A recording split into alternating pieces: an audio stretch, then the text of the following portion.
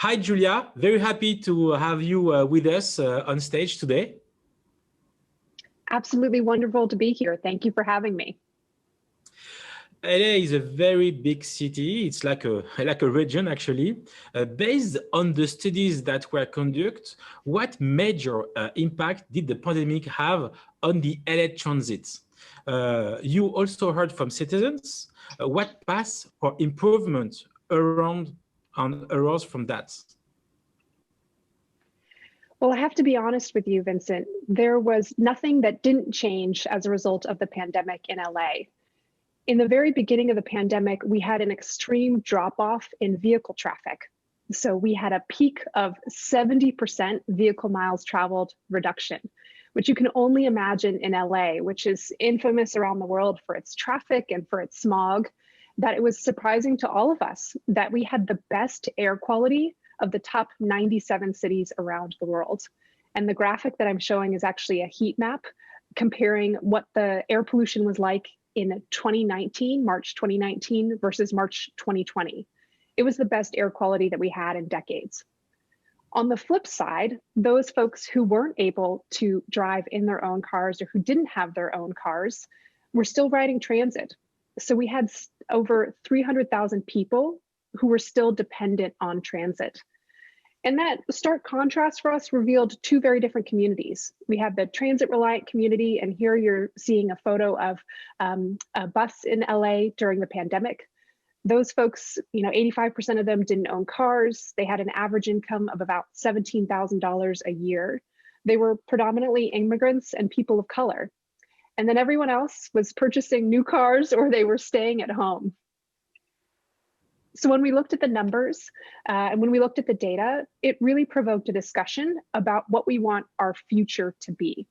And what we heard from people is that they really needed to feel comfortable on transit, that transit had to fit their schedules and that it had to fit those trips that were for essential needs and for essential workers, but that they also wanted other mobility options. And then we heard other things too: curbside parking zones for businesses, parking spaces that could be converted to outdoor dining, use of street space as park or recreation space. Everybody liked the better air quality, but they didn't like the lack of jobs. And so this graphic really shows the number of trips that we had before the pandemic and during. And that top line is the trips in millions of miles that we had before the pandemic. The red is what we were experiencing after the pandemic or as the pandemic was happening. So the question for policymakers now in LA, and really for everyone in LA, is how do we get to that future of mobility, that sustainable mobility that we want? And how can we manage to get the better air quality impacts, the better traffic impacts that occurred during the pandemic, but without the devastating economic, equity, and other impacts of the pandemic? Thank you. Among the city response to the pandemic was the Slow Street program. Could you tell us a bit about it and the idea, of car-free roads that could thrive in LA? Absolutely. I have to admit, I'm an Angelino who doesn't have a car. So I normally get around by bike or walking or by transit. For me, the Slow Streets program was really important because it was an opportunity for communities to identify streets in their neighborhoods where they wanted to prioritize pedestrians and cyclists through these various traffic calming measures. And you see an example of a slow street in this photo where we've put in these signs that say road closed, local traffic only. Within a couple of weeks of opening up this program, we had 250 applications for slow streets for anywhere from 1 block to 2 miles. So big difference in terms of what people wanted to see in their neighborhoods. I think it's also important to mention, though, that slow streets are not always equitable. For those folks who really rely on their cars or their trucks for their jobs and who are worried about parking and getting fines or fees for parking, that it's a concern to close down streets for that slow streets. So one of the things that we did is we created an equity program, set aside funding and staff resources and time for neighborhoods where there were historical disinvestments in transportation and historical disinvestments in safe infrastructure for pedestrians and cyclists. This was meant to be a short-term and a long-term program. We wanted to provide some immediate relief. We also have a car problem in LA. So we need to have people shift towards non-car modes of transportation. And that's part of our Green New Deal commitment. We really hope that this is going to be a long-term program.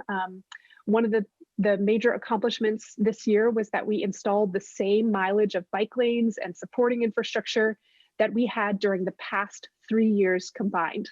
We're not quite Paris, but we're trying to get close.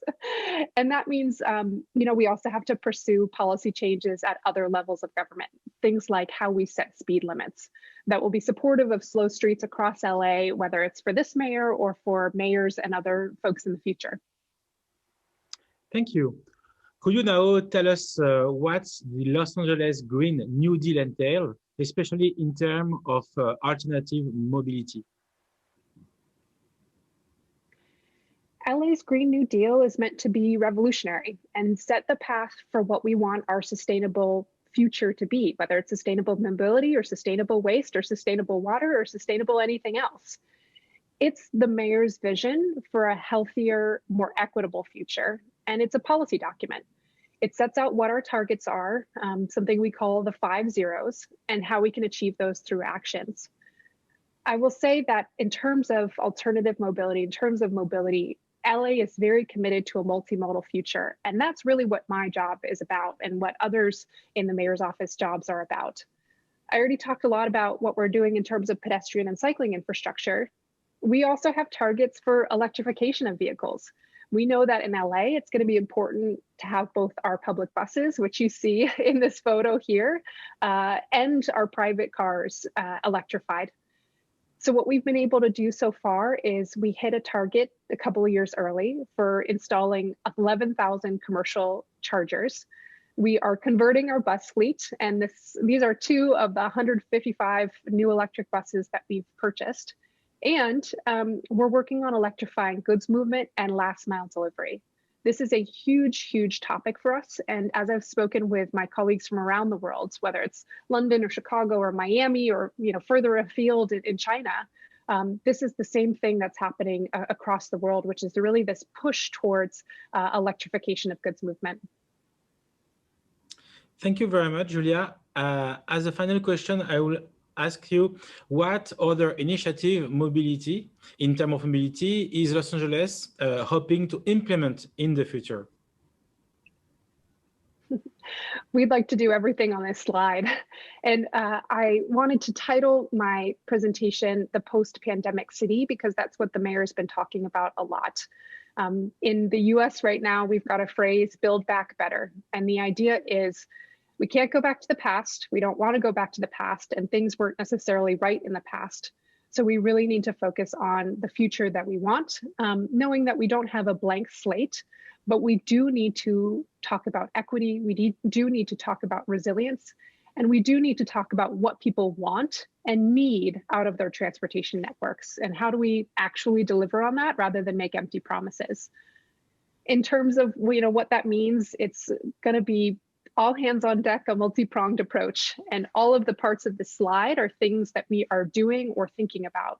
Transit priority, flexible streets, streets for people, community-focused mobility. I actually worked on a grant application for a community that wanted to own its own neighborhood shuttle and own its own e-bike share library. We are embracing the future in terms of technology. Angelenos have always been technology innovators and technology adopters. And so we have some really interesting partnerships around that. And then, of course, I had already mentioned the sustainable delivery and services. I think one initiative I just wanted to highlight really quickly that emphasizes the level of ambition we have is called Urban Movement Labs.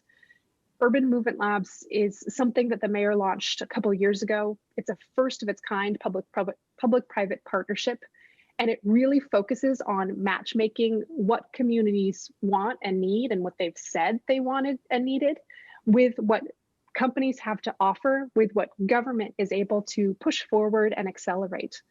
And the idea is with something like Urban Movement Labs, it's an organization that will live beyond the mayor. So it'll live beyond this political administration and have some very ambitious projects like the Transportation Technology Innovation Zones, or very ambitious partnerships like the Urban Air Mobility Partnership, which I won't talk about too much here for lack of time, that again is really going to set this foundation for what we want to be our multimodal, sustainable, equitable, accessible future in LA. Thank you very much, Julia, for your time, and good luck with all those challenges. Thank you so much for having me. It was an absolute delight to be here.